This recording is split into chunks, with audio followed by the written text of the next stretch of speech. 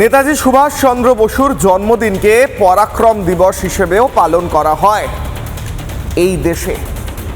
পরাক্রম শব্দটি আজকে বিশেষ করে প্রয়োজন এই রাজ্যে।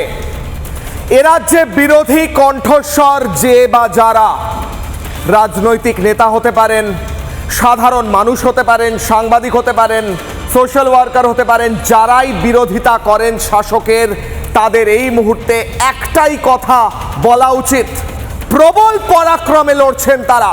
এই পরাক্রম দিবসে তাদের স্যালিউট, কারণ শাসক দলের কাছে গুন্ডা আছে, শাসক দলের কাছে পুলিশ আছে, শাসক দলের কাছে সিস্টেম আছে। মমতা বন্দ্যোপাধ্যায় নিজেই পুলিশ মন্ত্রী।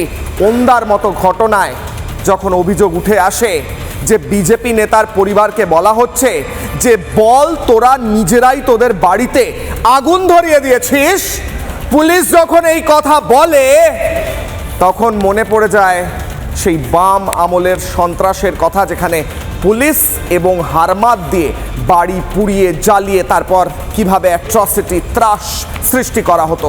আজকে বাংলায় ত্রাসের রাজত্ব চালাচ্ছেন মমতা বন্দ্যোপাধ্যায়।